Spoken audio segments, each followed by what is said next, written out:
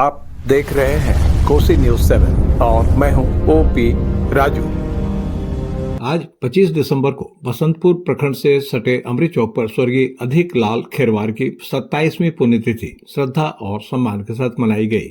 इस अवसर पर बिहार के कई जिलों से आए वक्ताओं के साथ साथ नेपाल से भी उनके विचारों में आस्था रखने वाले बड़ी संख्या में लोग कार्यक्रम में शामिल हुए।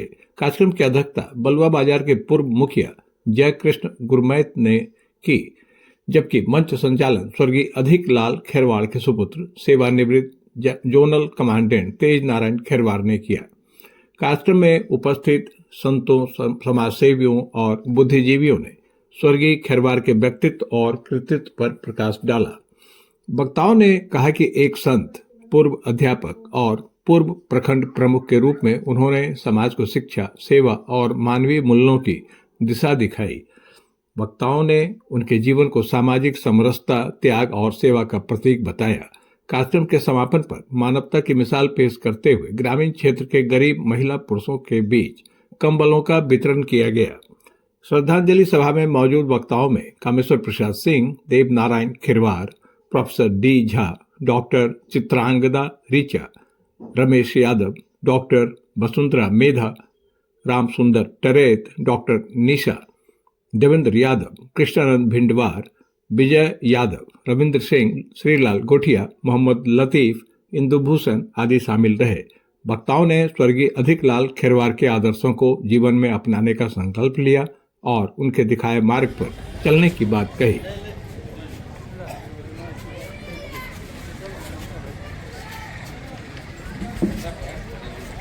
स्वर्गीय अधिक बाबू, जिनकी आज 27वीं पुण्यतिथि मनाई गई, वे एक अध्यापक भी थे, दानिक कर्ण की लोक संज्ञा भी देते हैं और सबसे बड़ी सामाजिक समरसता के वे सबसे बड़े पोषक हुआ करते थे। आप क्या कहना चाहेंगे? देखिए, स्वर्गीय खेरवार जी ने लोग प्यार से प्रमुख जी कहकर पुकारते थे।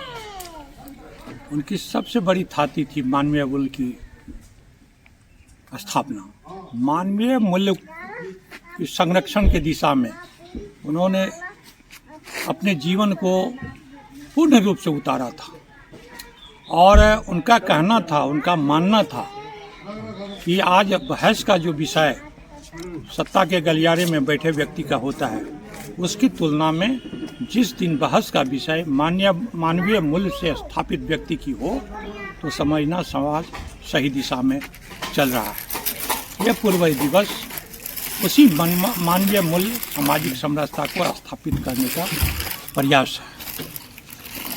प्रमुख साहब अपनी जिंदगी में कभी सत्ता को महत्व नहीं दिया। आज़ादी से लेकर के अपने जीवन के अंतिम काल तक ये मुखिया प्रमुख पद पर रहे और इस इलाके में, कोसी इलाके जो कि एक दियरा इलाका था, बाढ़ महामारी से त्रस्त यह इलाका था।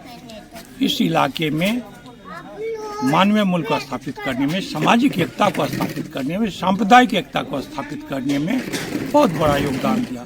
ये कोसी प्रोजेक्ट जो आधुनिकता की दिशा में एक बहुत बड़ा कदम था, उस कोसी प्रोजेक्ट में कुछ विडम्बनाएँ भी आई, लोग ठेकेदारी भी करने लगे, कमाने में लगे।